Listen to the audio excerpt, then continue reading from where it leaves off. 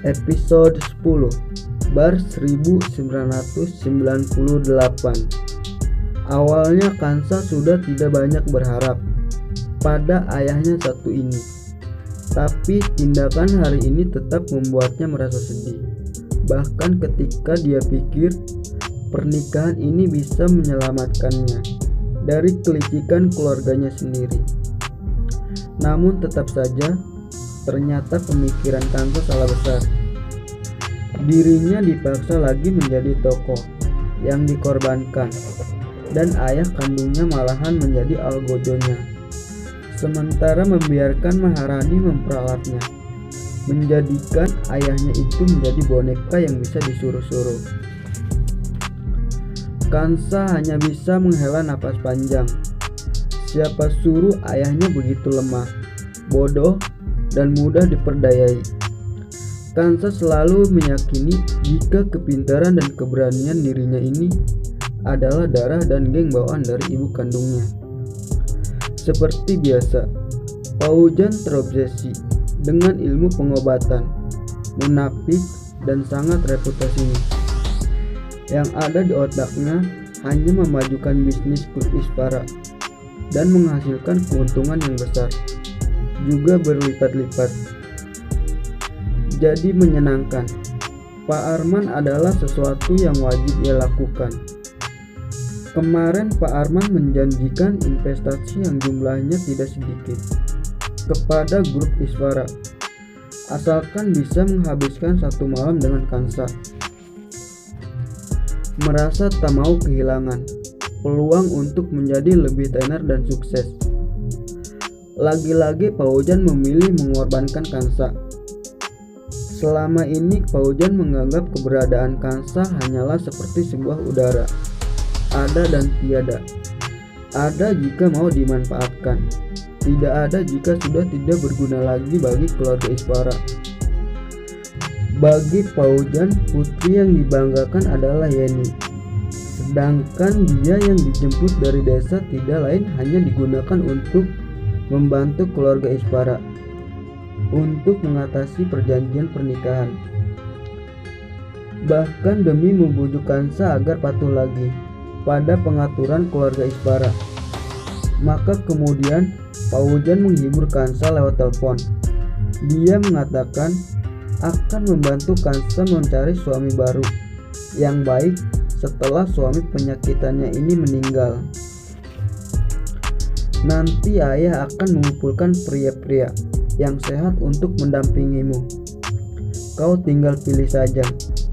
Jika suami penyakitanmu itu meninggal, maka tidak ada larangan bagimu untuk menikah lagi, ujar Paujan. Kansa mengiyakan perkataan Paujan dan mengakhiri panggilan. Dalam hati Kansa mengutuk ayah kandungnya. Itu karena baru saja mendoakan menantu pertamanya mati, bahkan berharap segera menjadi janda. Kansa menatapi Leon, lalu berbaring dalam pelukan Leon. Dia merasa sangat sedih. Dia adalah anak buangan yang tidak disayangi orang tua. Detak jantung Leon merasa membuatnya lumayan tenang. Kansa pun tidur nyenyak sepanjang malam. Keesokan paginya, Leon terbangun dan tidak mendapati Kansa ada di sebelahnya. Leon mencari Kansa ke seluruh penjuru rumah karena tidak melihat Kansa saat bangun. Kepala pelayan terkejut bahwa tuan mudanya bisa tidur semalaman dengan nyenyak. Lagi-lagi kepala pelayan dibuat terpukau oleh kemampuan nyonya muda. "Di mana nyonya?" tanya Leon kepada kepala pelayan. "Nyonya pagi-pagi sekali sudah keluar rumah, mengatakan ada keperluan rumah," jelas kepala pelayan tersebut. "Oh, ya sudah," jawab Leon sedikit kecewa karena Kansa tidak memberitahukan tentang kepergiannya hari ini. Leon pun bergegas masuk ke kamarnya, pergi mandi ke toilet besar di kamarnya itu.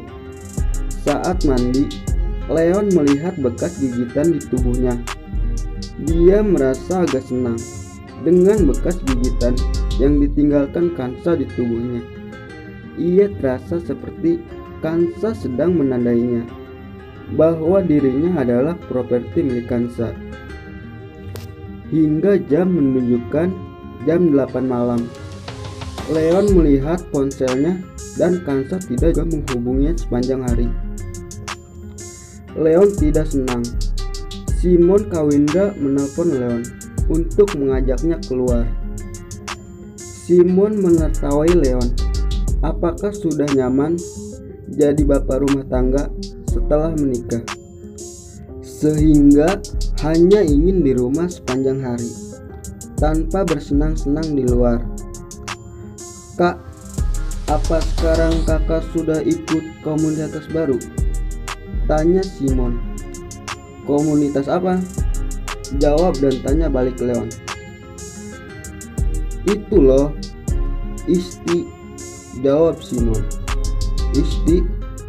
Jawab Leon bingung. Iya, Isti. Itu loh, ikatan suami-suami takut istri.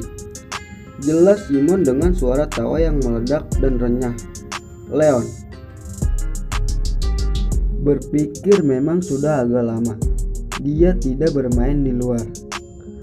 Maka Leon memutuskan untuk pergi ke bar 1998. Di dalam bar 1998, bar 1998 selalu menjadi tempat berpoyak-poyak para pria kaya yang paling tidak kekurangan.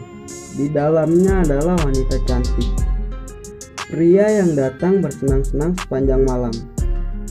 Di sini akan menghabiskan banyak uang, dan bar ini adalah salah satu aset milik keluarga Kawindra. 4 keluarga besar di kota Palembang: Sebastian, Mahendra, Kawindra, Ugraha. Hari ini ada 3 orang yang berkumpul. Mereka bertiga tumbuh besar bersamaan sejak kecil. Suasana hati Leon sedang kurang baik hari ini, sampai-sampai dia bahkan tidak memedulikan wanita cantik nomor 1 yang baru datang. Dia menyuruh wanita itu pergi. Begitu mencium aroma parfum di tubuhnya, Leon mulai terbiasa dengan wangi harum Kansa, sehingga ketika ada wangi lain yang mencoba mendekat, maka syaraf-syaraf Leon secara otomatis akan menolak. Melihat ini, maka 3 sekawan tersebut pun meledek Leon, kembali mengejeknya. Simon segera mengusir wanita itu. Kak Leon, kamu kan sudah lama tak main. Beneran tak berminat sama wanita? Nenek saja sudah tidak memperbolehkan mencarimu. Dia takut kita macam-macam, tambah Simon lagi. Di saat ini, Hansen Mahendra yang duduk di samping berbicara. Leon, dengar-dengar keluarga Ispara menikahin satu putri mereka sebagai pengganti untukmu ya? Namanya Kansa. Leon menegadahkan kepala menatap Hansen saat mendengar nama itu. Lalu masalahmu apa? Tanya malas Leon. Hansen pun menyeringai sedikit demi sedikit, meledek Leon. Hansen sangat tampan. Dia memakai kacamata berbingkai emas. Dia menyeruput seteguk anggur merah di tangannya dan melihat ke arah depan. Coba lihat, siapa itu? Ujar Hansen seraya menuju ke salah satu arah.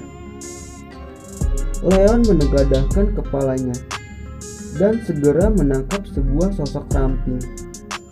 Pemilik sosok itu adalah Kansa. Di samping Kansa ada seorang pria.